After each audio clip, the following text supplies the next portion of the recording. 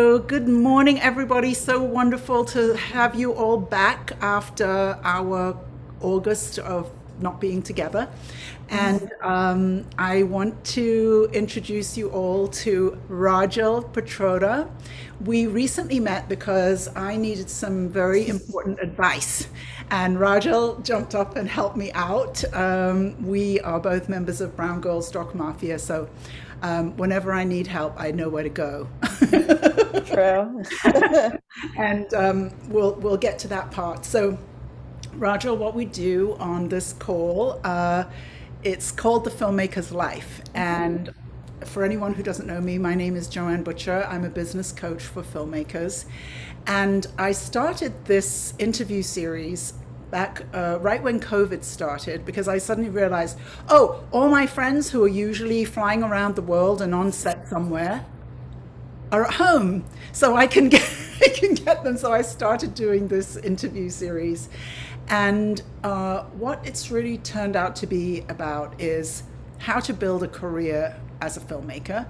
And then what's the really fun part to me about that is that there is no way to build a career. Yeah. Everyone builds a career in their own way, right? hmm So I find that particularly fascinating, you know. Yeah. So, Rajal, the first question that I always love to ask is, when did you first know that you were a filmmaker? That's a good question. I will say that I grew up kind of loving film. I also come from a world where, I didn't know anybody that actually worked in the film business. So it was one of those things where I didn't even know it was something that I could do or that people do. Like, that movies are made, but you're not quite sure who does it. So it actually took me a very long time to kind of figure out that this was a career that I could have and that I wanted to do. But I would say it was probably very recent, like in the last like 5 or 10 years that I feel that way.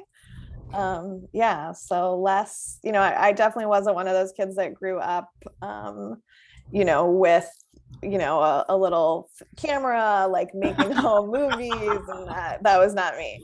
Right. So yeah, it was kind of a longer path for me to get here, I think.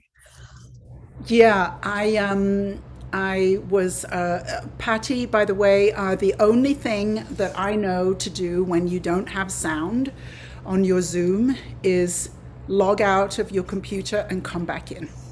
I know that sort of sounds pretty, not very high tech, but that's the thing that I know about Zoom if you're having sound issues. Um, and maybe you can't hear me saying that. Um, I like you, Rajal. I have to also say I grew up loving film. I didn't have anybody in my family Yeah. who knew anything about making film. In fact, I used to love cowboys and westerns, although I was very clear that I was the Indian. And I would have dreams where I was an Indian, racing around on a horse. And at the end of my dream, it would say, the end. That's how you knew. You're like, That's how I knew. yeah, Yes, that's that's good. right. I like that. So, what happened then in the last few years that brought you into film? Yeah, well, I actually started working in film a couple years out of college, but I was working on the marketing and distribution side. So I actually, and I think we spoke about this, I started my career in film in Bombay. And so I had gone to India for a friend's wedding for a couple of weeks, and ended up staying there for a few years and worked on the marketing and distribution side of film there. So I was working on looking at how to get Indian But wait, films. wait, Oh, wait. yeah. I mean, what? How do you walk into a job?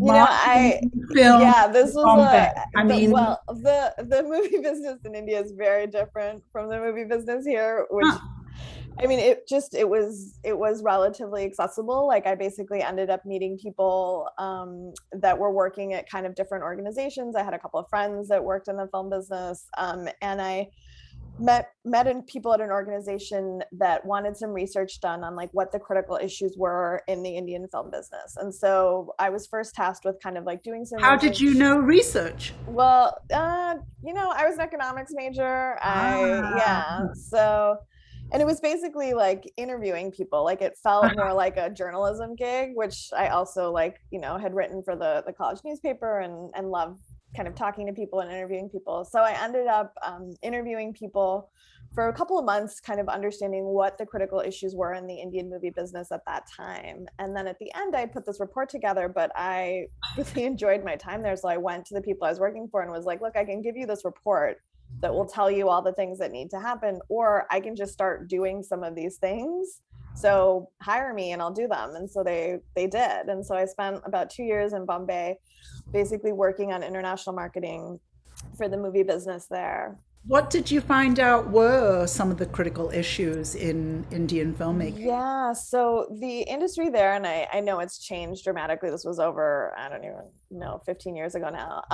It was more unorganized. So there weren't big companies doing work. It was more like indie producers. There's no, here in the US, there are talent agents. There's just a more structure around the business. So that was one of the things that we looked at is like access to talent and how you kind of get people on board projects. Another thing was how projects are financed, especially in terms of international financing. India didn't have strong co-production financing deals. And so we looked at that. And then one of the biggest things for us was around like what is the representation of the Indian film business as a whole internationally? So at this time, a lot of countries at international film festivals and markets like Cannes or AFM in Los Angeles would have a presence. So in Cannes, all these countries had different country pavilions where you could go learn about Right, yeah. how to film in a country, what people are making, who the top talent is in that country. And India didn't What the tax have incentives are.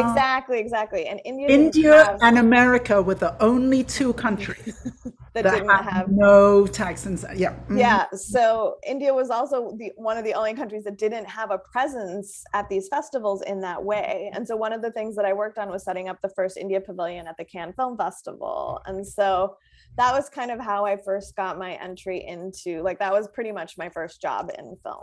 So yeah.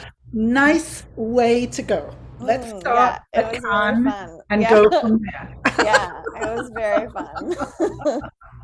And then what did you learn about marketing films from India? What did you find out? What were some of the strategies that you needed to use? Yeah, so, we looked at how basically the Indian film business is very global, but a lot of the marketing kind of takes place within India. And so we looked at, again, like what are ways that we can market internationally? What are some different audience segments outside of India, not just in the US or in the UK, but there's like, a huge fan base for Indian movies across Asia and across Africa. And so we just looked at what are some ways into those markets beyond just the Indian diaspora. And so that was kind of one of the things that we looked at. And then we also looked at, there is kind of the traditional Indian Bollywood movie, but there's also like more Indian art house films. And so one of the things that we looked at was, okay, these films that aren't kind of what you think of when you think of traditional Indian movies, how do you get those in front of audiences that will want to see them? And these are different audiences that maybe don't want to see, lavish musicals, but are interested in more serious dramas. And so we looked at like, what are the different segments of the market and who are the right audiences for those different types of films? You're going to be able to answer a question for me I've never known the answer to. So, Yeah. I was introduced by the British Film Institute to an Indian director, one of the most famous directors in the world, Uh-huh. Satyajit. Satyajit Ray, yeah. How do you say it? Satyajit Ray. Satyajit Ray. Mm-hmm. Yeah, such a stunning filmmaker. Oh, yeah. So because so I have this sort of sense of Indian filmmaking being something that has a long, very serious tradition of filmmaking, and then but I think now there's this Bollywood side. Yeah. I just was talking to an Indian filmmaker the other day, and he is making a big budget film, and he was sort of saying, we want, to get international representation. We don't just want to be shown in India. And I said, well, I really like that idea, but I would hate to think that you would miss the opportunity of marketing your film in India. Yeah. Correct, because I really think that's important. I've seen that with Trinidadian filmmakers, that they so want to be internationally recognized Yeah. that they kind of forget about marketing at home. Yeah, I think this is like a really interesting kind of question and point, especially in a market like India, right? It's a country of over 1 billion people, but there is this fascination with being international and like having your film seen in, and I think when we say international, what do we really mean? I think a lot of that is America and or Europe. And so, to me, it also just harks to this, like, this a little bit of like a colonial viewpoint of like, I need to have my work approved or seen in these markets for more validation.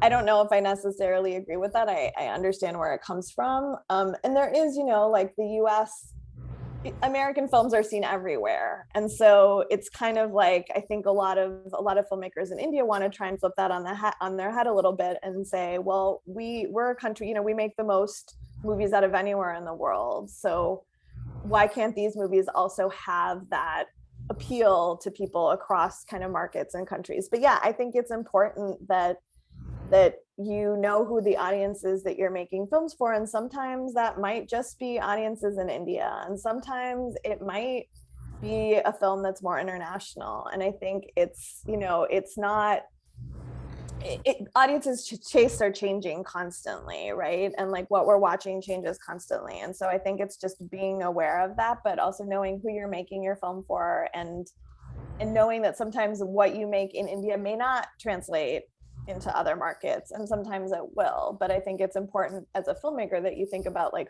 what are you making, and honoring like what's true for what you want to do and what your story is. Well, as what I see as somebody, so I grew up in England, but I'm half Trinidadian.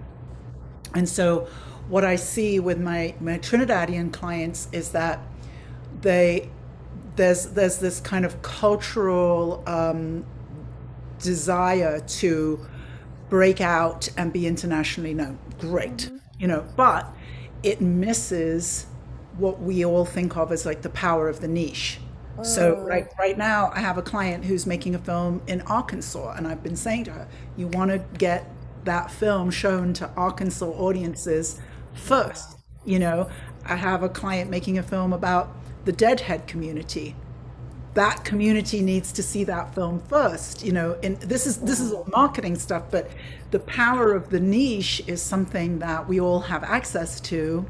And so I would say, and I'd also say it financially, there's money on the table for that niche. Completely. And then we can start expanding, plus that provides marketing for the larger market.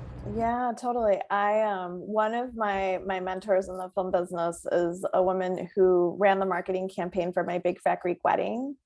Uh-huh. And she basically, started the campaign just like you're saying. Like, she started screening the movie in Greek churches and with Ah. the Greek community, and then word of mouth built. And like, that is like a really great, a movie that a lot of people will identify with and relate to. But that's exactly how she started. And I think that when you look at like marketing strategies, it's like the most powerful one is your friend saying, I saw this great movie, you have to go see it, right? It's not reading a review, it's word of mouth. And so what I think you're saying is really powerful, because when you look at your niche audience, like, those are the people that will be your ambassadors and like spread that word of mouth and bring people outside of that community in to see that film. I'm also very jealous now because your mentor, therefore, worked with Bob Burney. Yes, I'm pretty sure you did. Yeah. Yes, I got to meet Bob Burney. It was very frightening for me. We were showing the movie Happy Days, Mm-hmm. and Good Machine hired Bob Burney to distribute that film. And so we had a theater with 79 seats, but we lied to the distributors and told them we had 100 so that we could be a first run theater. Oh, great. Yeah. So Bob Burney calls up and he says, so I'm coming down to visit your theater. Uh-oh. Oh What no! did you do? Oh, so I met him at the cafe next door.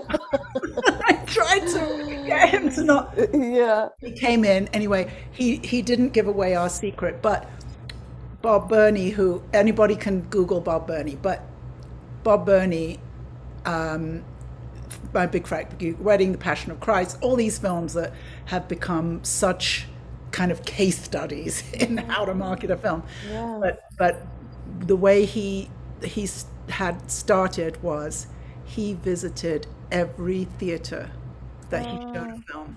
And Yeah. I admire him so much because of that. That's great. Yeah. And he didn't turn us in either, so that was. Another reason to admire him. So Yeah. then, how did you go from being this marketing expert, international marketing person, Yeah. and deciding to make your own films? So yeah, it's a very kind of twisty turny story. So It is. They're the best ones. I hope so. I actually left India and went to work with the woman who I just mentioned, who Oh. became my mentor. So I met her because in India, I started a marketing and distribution conference. And so I invited experts from all over the world to come speak at the conference. And so one of these people was this woman named Paula Silver, who had marketed My Big Fat Greek Wedding. She used to be president of marketing at Sony. And so I'd invited her to come speak, and we just hit it off really well. And she was amazing, and she was living in LA. We stayed in touch. I ended up moving back to the US and was kind of figuring out what I wanted to do next. And so, I reached out to her and we started talking, and she was basically looking at restarting her own company. And so I joined up with her and another woman, and the three of us kind of relaunched her company and basically did marketing and distribution work for independent features and documentaries. And so I did that for a couple of years. Then I went off on my own and did the same thing again in the marketing and distribution space. So I was doing marketing campaigns. I was working with international sales agents on how best to position films in international markets. And I had been in LA at this point for maybe close to 8 years. And I, had only at this point really worked in the film business. And so I thought, I don't really want to spend my career marketing films. I noticed at this point, I hadn't seen a lot of people that looked like me making films. And so I was just kind of figuring out what I wanted to do next. And in a strange twist of everything, I ended up going to business school. So I'd applied for an MBA, went to business school in London for a couple of years. You are very smart. I don't know about that. So I ended up, I went to do that. I did think about actually going to film school, but I think what I wanted to do was pick my head up out of film a bit and see if this is really where I wanted to be. See if the marketing and distribution side of the business was really where I wanted to stay, or if I wanted to do something different. And so originally when I went to business school, I thought I would not be coming back into film, but here I am. So I tried to leave film as well. Yeah, It didn't go so well. It's very difficult once you're in here. So I left business school, and then felt like production kind of fit a little bit better with who I am and what I was interested in. And so at that point, that's when I kind of started producing. Yeah. And what was the first film that you produced? So I will say the first film that I kind of produced from start to finish would be a feature documentary that was just released last year called Down a Dark Stairwell. And so, that was probably the one that I feel kind of felt the most involved in. Yeah. And what brought you to that project? Why did you pick that particular? Yeah. So, I knew that I wanted to do work in the documentary space. It just feels, really impactful to me. It's just a really great community. And so I had met the filmmaker. We had kind of known each other because I'd gone to college with her sister. She had done one film before this. And when we talked about this film, I basically kind of, the concept of the film was really interesting to me. It's about a case of police violence that had happened in New York in 2014. And an Asian American cop had shot an unarmed Black man. And what we really wanted to do with the film is use this case to really look at the relationship between two different communities of color and what their relationship with the justice system is. And so to me, it's kind of like goes back to a little bit of our marketing conversation. To me, it felt like, this is a film that we haven't seen before. It's looking at race with two communities of color at its center. And, we wanted the people to see this. We wanted the audience for this film to be the communities that were at the center of it. And honestly, that's kind of what really drove me to dive into this film, just the aspect of, what the film was about and who we were making the film for. Mm. Yeah. So with that film, in terms of producing, did you take on the marketing as part of your work as a producer? Because one of the things I just want to say for people on the call, often people who come to my interviews have not made their first feature film. So was part of so I wanted to say that the word producer is a little bit mysterious, I think, to people. Completely. What exactly is a producer? So maybe what did you do on that job? What were your roles? And I think this is also like a really important point that I don't think people are talking about enough, or that we kind of address enough. The word is everything to some people and nothing to other people. Right. Like nobody knows what a producer does, and that's partly because, like you said, producers can do so many things. So for me in this film, I was involved with fundraising. That to me, yeah, that's the definition of a producer. yeah, I agree. I do struggle with, like, that's not the only thing I do or like doing. And to me, it's important when you're involved in a project, if you are raising funds, like I like to be involved in the creative as well, right? So I like working with a director to dive into story, being that sounding board of like, where is this going to go? What does this look like? Who are the right people that we need around us to get this made? Like, I think those are also things that producers look at. How do you build up your team? How do you execute on this vision? And basically, like, I feel like it's kind of this thing of like, how do you make this happen? And how do you make this happen in the best possible way for the film and for the distributors and for the audience that you're making this film for? And so that I know is a little vague, and I'm happy to like dive into like, what exactly that entails. But to me, that's kind of, a large bit of what a producer does. Yeah, I'm always going on about this money thing. I met these two lovely ladies who are raising $2.8 million to raise their film. And I was saying, well, there are a few things you're going to need to spend some money on up front. Maybe it might cost you about $15,000. And they said, well, okay, we'll talk to our producers. And I was like, hold on. So you're raising the $2.8 million, but you have to ask them for permission to spend the $15,000. I said, I think there's something wrong here. But this is where, I think a lot of people think a producer is somebody who you hand $2.8 million and they I'm like, no, I wish.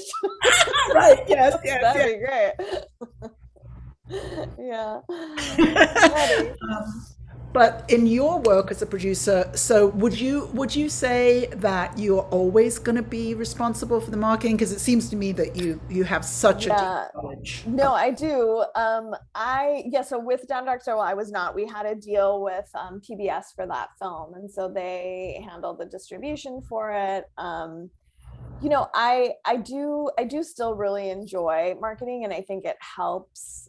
It just helps me as a producer in general to have that knowledge. And I think it helps because when you are, thinking about marketing a film, the best place to start is like right at the beginning when you're in pre-production, right? It can inform so much of what you do and how you position the film. And so it's definitely helped me. And I love things like, what does a poster look like? And how do you, the strategy around how do you get it out there is really interesting to me, but it's not the bulk of what I do right now at all. No. Okay. Yeah. So why did you decide to go the PBS route? With that film, well, honestly, like they were super kind of supportive and interested in the film, and they came on with a huge chunk of money. Like they have a great Camping? co-production deal through ITVS, and Yeah. they're just the loveliest people, and they're so supportive of filmmakers and the vision the filmmaker has, and like keeping creative control with the film team. And so they were just a lovely, lovely bunch to work with. By the way, if somebody can look this up for me, it's on the 13th or the 15th of September. ITVS has their diversity Yeah. grant coming up. Yeah. So, yeah. Yeah, I would urge many filmmakers, every filmmaker, to check them out if you're working in the documentary space. They're Yeah. they're invaluable. Yeah. Yeah. So then what have you worked on since Down a Dark Yeah, Stone? so I'm working on a couple of projects now. Again, two documentaries, and then I just finished producing a narrative short film as well. And so, yeah, those are kind of the projects that are in the works at the moment. And what were the other two documentaries and how did you choose those? Yeah. Yeah. So one film is a personal story about an Ethiopian American family and their experiences during the Red Terror in Ethiopia. So it was a period of government sponsored genocide in the 1970s. And Why do you call it a personal story? because the filmmaker is actually telling the story about his His family. own family. I So see. he is in the film Yeah. himself. His uncle was a revolutionary in Ethiopia, kind of fighting against the government. And there is a long, very interesting, wild story about what happens to him. And the family's experiences were basically a secret because there was a lot of trauma that was felt during this time. And so the filmmaker is kind of going on his own journey investigating what had happened to his family. And so that's one film that we're in production on. And so we'll be shooting out in Denver later this fall, and then hopefully sometime next year again. And then looking to move into our edit sometime mid next year. And then the other project I'm working on is a little bit different from the stuff that I normally take on, but I just really loved the filmmaker. We're doing a true crime story in rural Arkansas, actually. And it's about a, father-son relationship and a woman who ended up forging a dead man's will, and a bunch of other kind of twisty turny crime things that happen. But yeah, so those are the two projects I'm working on, and honestly Why do you say it's different than? yeah,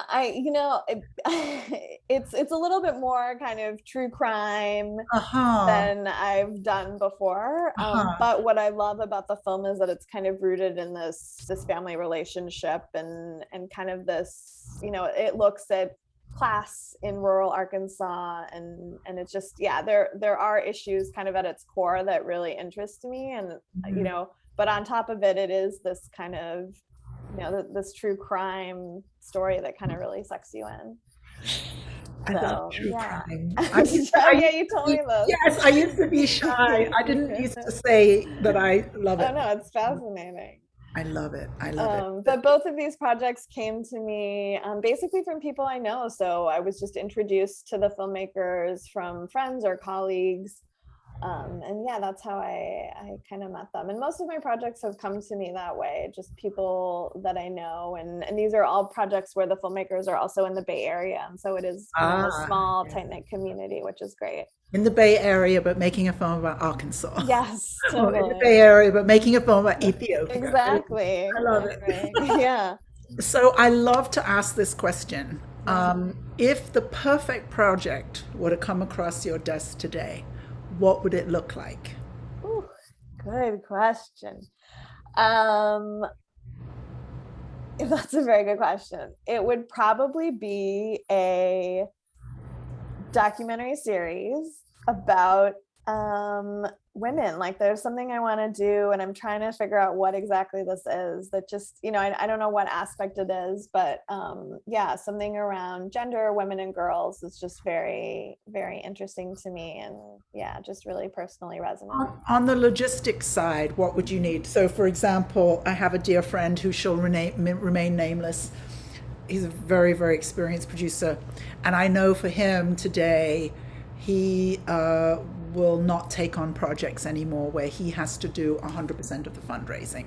So are there sort of logistics things that you would like to have in place for your next Um, project? no, I mean, I'm open. I feel like, I'm not necessarily at the point of my career where I can say that to someone. And like, I feel like it's all part of producing for me. So yeah, like the raising money can be difficult and can be a long process, but I think when it's, it all is kind of interconnected, right? It's like you're able to raise money once you've like dug into your creative and developed your story and shot some footage and edited some material. So like the creative and the business side go very much hand in hand. And so I feel like I don't know if I would say like, oh, I wouldn't want to do one part of this, because I do think that they're all really interconnected.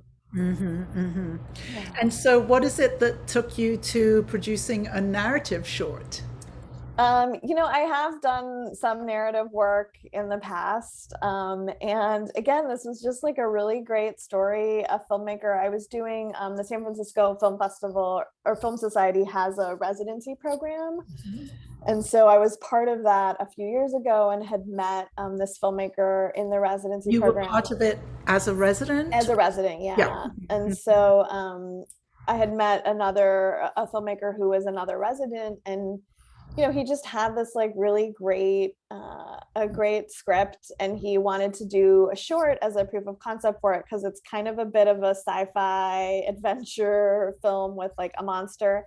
And so we wanted to put together a short to kind of be a proof of concept for how we would be able to execute this. And so we just did like a 5-day shoot in Oakland, and yeah, it was just really fun. And for me, it was just, narrative and documentary are so different. Like in docs, you're spending forever in your edit, and with a narrative film, it's like you spend a lot of time in pre-production and development. We had like a 5-day shoot, and then this film was edited in like a few weeks, and it was just like amazing. We've been doing special effects for a very long time since then, but it's just, I think it was just a nice balance for me to have something that felt so different, just in terms of style and execution. And it just like, again, it also just challenged me in different ways. And I learned so much about kind of, narrative shoots, and yeah, it was really fun. Do you think that the residency program, which film were you in the program for? I was in with Down a Dark Down a Stairwell. Dark Stairwell. Yeah. So, do you think that being in the residency helped you with the ITVS application and all of that part? Yeah, I think one thing that's that's really amazing about the documentary community is there are all these organizations that will support you and help you, and I think it's just important to get involved with them as much as possible. And so I wouldn't say like directly it helped, but the residency, we had production meetings where you present your film, you show your trailer, you talk to other residents. Like all of those interactions makes your work better. Yeah. And makes you more aware of what your own limitations are, what you need to be learning and thinking about, how you might pitch a project or present something. And so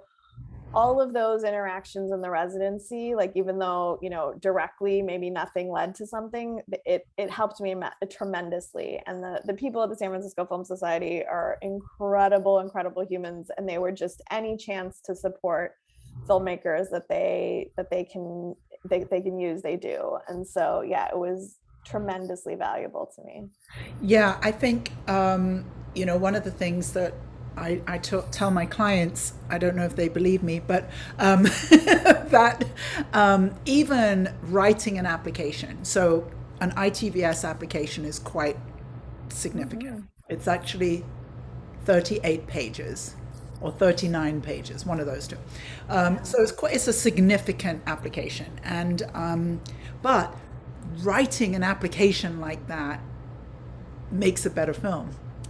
Oh, 100%, 100%. And the thing to remember, and that I have to remind myself every time I start a new project, is you will write that treatment or that application once, and then you will write it again, and you will write it again and again and again. And maybe a year or two later, you'll feel like you've got a version that's solid and will get a grant, right? Like it's an evolving process. And that's why I think organizations like the San Francisco Film Society or the labs at Sundance are, so invaluable, because those are organizations that help you kind of dive into what is your story about, how do you present it, how do you write about it. Those things are so important, and they're always evolving, and so it's important to remember that, like, even though you might not have filmed a thing yet, what you are putting down on paper is so representative of what that thing is, and it is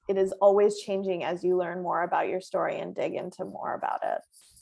What would you like to see yourself in terms of labs and residencies in the future? Do you have one that you have in mind? So I was part of the San Francisco Film Society residency, and then I just did the Sundance Creative Producers Lab with the film about the Ethiopian American family, and that was an incredible experience. Like I talk about, like, iterating on your treatment. Like, for me, that lab like really helped us figure out, like, what is the core of our story. And we went in thinking it was one thing, and we came out with something totally different that has really resonated with, grant funders and others. So yeah.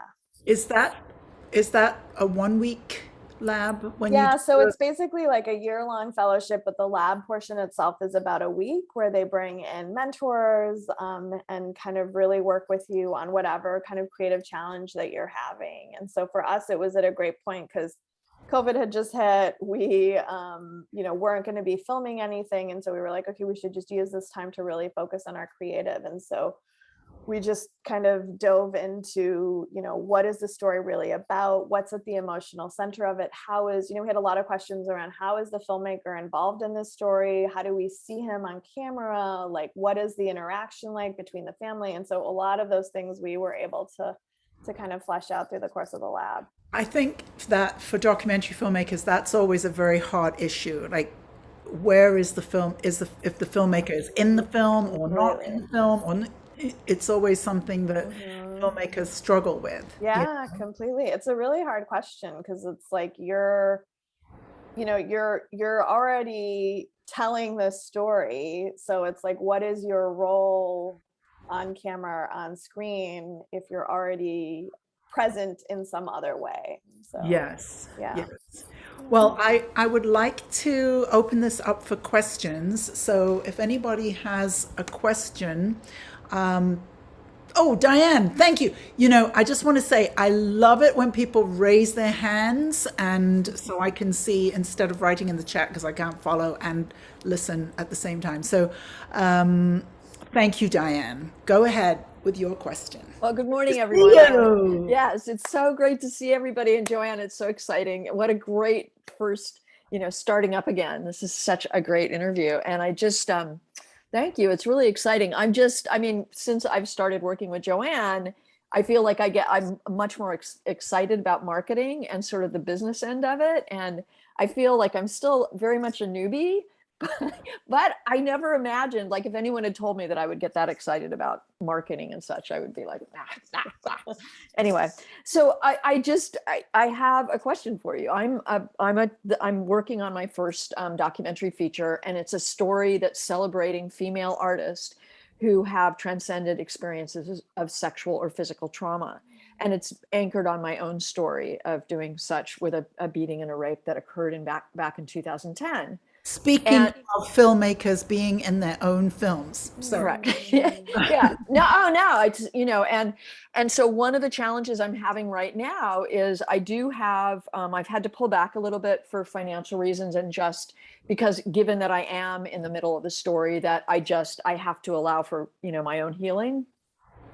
And so I'm literally looking to bring on a producer because I need somebody else who has more experience than I do in producing, and that's going to help me, that also feels as strongly as I do about the story. And so any feedback that you could potentially give me about, doing that, or, garnering that kind of support, in addition to, I mean, gosh, when I look at this room, Melissa, Joanne, and the number of people that I feel, and Mark, Gordon, the number of people who I already feel are very supportive of this project. It's Yeah.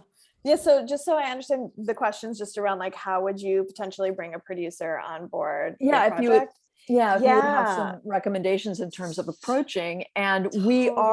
originally we thought about doing this as a series, and working with Joanne, I do believe that, creating a one-off initially and seeing Yeah. where we can go with that is obviously a wise idea, particularly because of the funding. Yeah. But yeah, so that Totally. is, Yeah, I think this is like such an important and great question. And I think a lot of people struggle with this, of like, how do I find a producer and how do I reach out to people?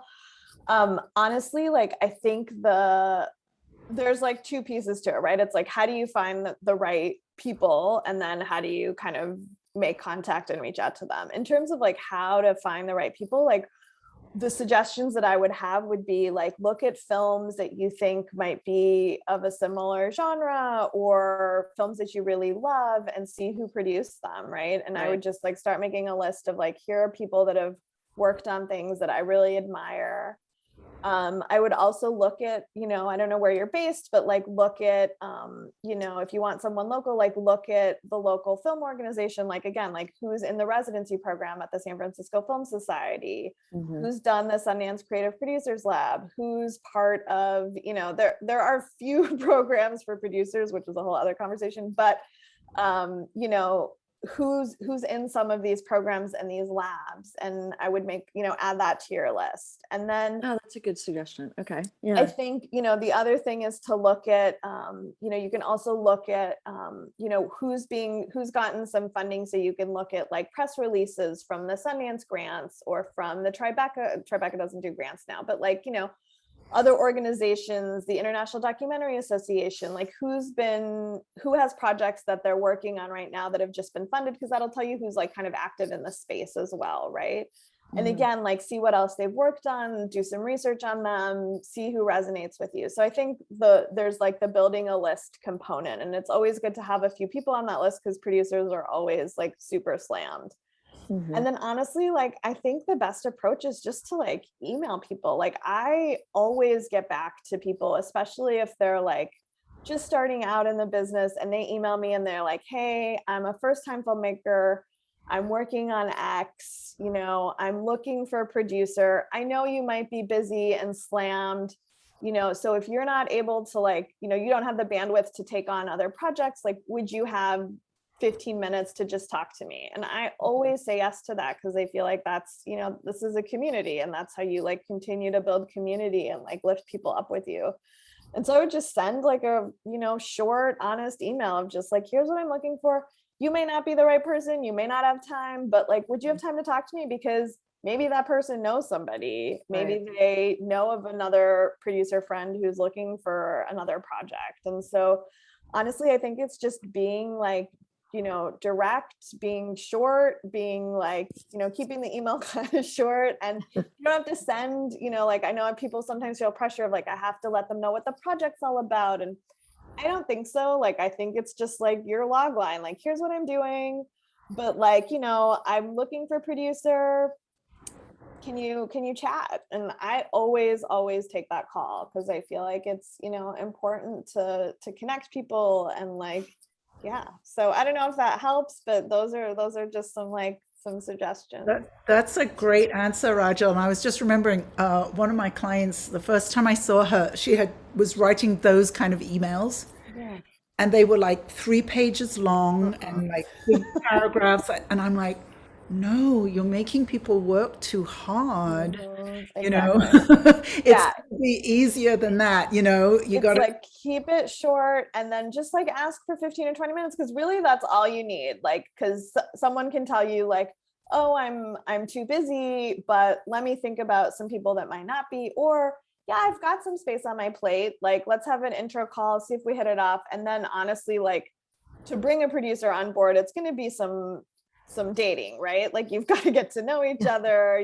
It's going to take some time. So that intro call can just be like, here's what I'm doing, here's what I'm looking for, here's what I need. I think the other thing that is important that I would add to this is like being clear on what you need. And I think like, just saying like, oh, well, I need to raise money is probably not the best approach with a lot of producers because you want to show somebody that if they're coming on board a project for like the next 3 to 5 years, like they're going to do more than just fundraise for you, right? They're going to be your partner, like your creative partner, your helping you kind of get this made.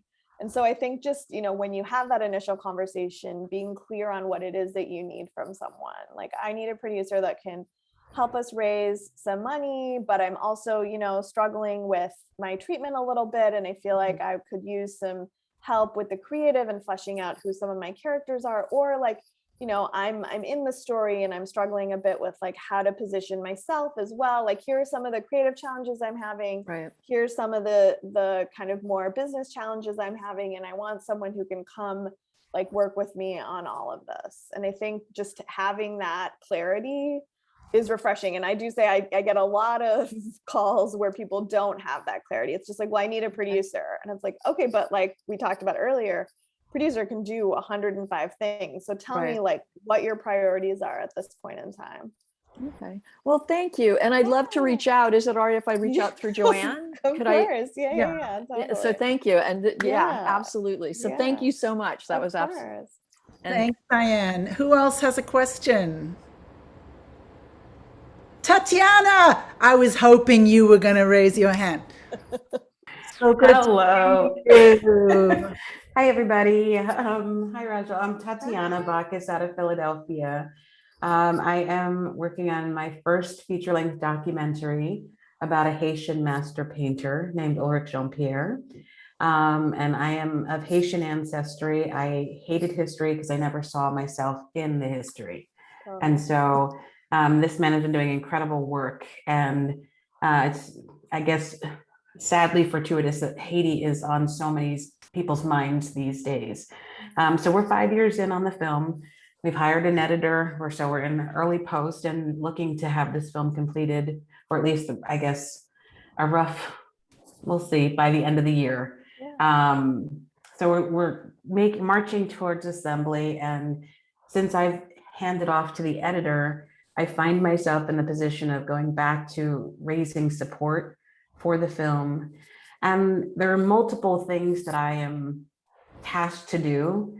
And I find that sometimes my team members get burnt out because I do have a producing partner. And so it's for me, it's trying to find the right people who can keep up with it while we raise the money.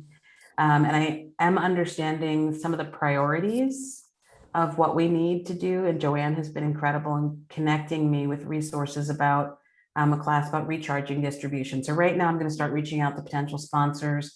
I'm also looking at impact and trying to explain. I see your eyes lighting up. So, and we have some really good things that have happened. Some really celebs in the film, notable people. So I have some accomplishments that I can lean on. I guess my question is, what successes have you had, or what could you share an experience about being in this position of having to do so many things and reach out to so many people, but also being in a position where you've got this story, you're on the way, it's going to be finished, you can find the money, it's just going to take the time and the effort. So whether it's about staying the course, I mean, there's no choice, I will finish the film, will be done, but any tricks or tactics that I did write down: keep the email short, ask for 15 to 20 minutes, talk about priorities. But I guess use leveraging the successes in terms of communicating with potential sponsors, new partners, and even assessing people who will have that longevity to go with you the distance. I guess is my question. Thank you. Yeah, of course. That's another great question. Also, I love your background. It's I was like, I'm in Philadelphia. Thank you. So, yeah, I hear this question and it's kind of two pieces, right? There's like the piece around like, how do you reach out to people and get people enrolled in like what you're doing and come on board? But then there also seems to be this piece around like, how do you take care of yourself and your team and mitigate the burnout because you are in the home stretch, but you still have like a little ways to go. And I think this is a common issue, right? And this is like films will take so long to make, and the beginning is grueling because you're raising money and it's like never ending, and then the end is also grueling because it's like you can see it, like it's right there, you're like, I know this is like almost done, but I've got to get like all these things in place before it gets there. And so I so feel you right now, and I get the position that you're in. I think it's so to me, it's like two pieces, right? There's the like, how do you get people enrolled? And I think, everything that you just like said is important, like keeping your ask, relatively short because people are so strapped for time. Knowing exactly what you need from people, I think is so important, especially at this stage, right? Like, are you looking at talking to a sales agent because you have a rough cut? Are you looking at bringing a sponsor on board because you need a little bit more money? Like being really clear on what your ask is, and you can even include that in your email, right? It's like I think one thing that you do have that you can really leverage is like you are in post, which is huge, right? Like you got this far, that's amazing. And so it's like using that as like, I'm going to have an assembly by this date. We're looking for, we have a gap of X in our budget that we need to fundraise for. So, I'm looking for sponsors that are interested in X, Y, and Z. I feel like you might align with that, just being really clear on like what it is that you're looking for, I think is an important task. I think the second, yeah, go ahead, Jen. I muted myself, sorry. Tatiana, I just wanted to say that you have in Rajal, you have a real marketing expert. I know. I would love to know how she would think. Like right now, are you sitting with the editor all the time, or is the editor working? Okay, so I just wonder, Rajal, what would you advise Tatiana to be doing with her time right now in terms of marketing a documentary about a Haitian master artist? Yeah, I think it's really thinking about like where you see this film ending up, like where, like what you want for it, where you want it to be shown and to whom. Again, like we talked about earlier, like being really clear on your audience, and then how are you going to get to them? So yeah, I think that piece of it is important. I also think that there's, things that you can start doing. And I think this is what you were talking about, like bringing on partners on board for when the film is distributed that can help you promote it. And I think that's important. And that might be a separate piece to the sponsors, right? Like maybe those are people that you don't need money from, but they're like, influencers in the space, or they're people that have, connections to audiences. It's kind of like that word of mouth conversation we were having, like who are the people that can really help spread the word about this film. And so I think that's kind of where I'd be spending my time. Like, who are the influencers? You could also, because everything is on Zoom right now, like, one of the things you could do is have like depending on who's involved and if you're able to get people like in a room together, you could do like a brainstorm strategy session for like, can you spare an hour of your time? You get like, 6 people who are all kind of in the space that you're looking for that are influencers together. And you guys like brainstorm of like, here's what the film's about. Like, how do I best reach the audience that I want, and like, what's my impact strategy? And, I think, again, it's just being like really prepped. It's like, here's what I'm thinking, and then like opening up the conversation a little bit. So I think it's just, there are things that you can start doing to kind of really build up, your niche audience, Right. and look at who the partners are that you might need to do that. Awesome. Yeah. Thank you. Thank you so much. Of course. I mean, the other thing I will say is on that second piece about like, self-care and like burnout, it is very real, and it is very real in the stage that you're in. And so I think it's important to like, make sure that everyone that you're working with like recognizes that, you're all communicating about it, you're making sure that the team is taking care of themselves as best you can. And ultimately, that falls on the director and the producer to make sure that you're talking to your team about that, and making sure that everyone's, filling up their cup in some way. So. Yeah, it's Tatiana. I'm Rajal is really perceptive, but you just also finished another major project. Huge. So, well, there you go. Yeah. There's kind of a big. It needs to be the next time I see you. I want that Zoom background to be the real thing. Exactly. I was just gonna say that. Yeah. Yeah. Yeah. Something has to give, like I like to say, I spent 7 years in bed, so you don't have to, right? So something that you need a week or 2 weeks, take yourself and the kid to somewhere and go lay under a coconut tree, or don't lay under a coconut tree. But you know what I'm saying? So yes. I mean, I thank you for that. I definitely am there. I'm also, as Joanne knows, a pandemic parent, raising a quarantine teenager. And I will say this is day 2 of school. So I'm actually in a co-working space from 8:30 to 5:30 because she plays a sport. So this is as close to the beach. I mean, just to be in an office for 8 hours without having to worry about making lunch or being her friend, as terrible as that sounds, and it's being recorded. No, it's not terrible. It's not. Did you see a quarantine teenager? Yes. I've been raising a quarantine teenager. I had never heard that. That's fantastic. I'm not sure I coined it, but I have made t-shirts. And I think anybody that is raising a quarantine teenager, or even a little, I give much respect to anybody that has littles, because at least mine can make her own food. She doesn't want to, but she can. But thank you. Yes, I did. I delivered my 4th short film. It was a year-long project to this client. I'm waiting for them to accept it. And I have, as Joanne says, an option to write a screenplay. I'm waiting for that contract to come through. So go on vacation. Yes, take a break and take care of yourself. I'm trying. You got to. I know. Don't make me come over there. You may have to come over and watch my child's work. Okay. I will. I promise I will send pictures from the beach at some place soon. Gotta do it. All right. Thank you at both. And let's take one last question. Anybody? No, we're gonna let Rajal go on time. I was like, Mark. No? Okay, well, Rajal, thank you so much. Thank you. What a pleasure. Yeah, likewise. Thank you also for all the advice you gave me before. Of course. That was very, very helpful.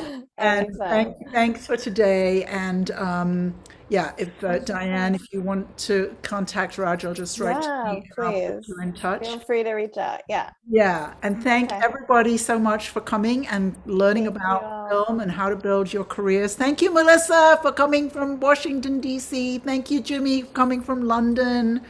And Kaba coming from New York. Is that right? Kevin from Stockton and all over. Patty, I haven't met you before. Vera, Courtney.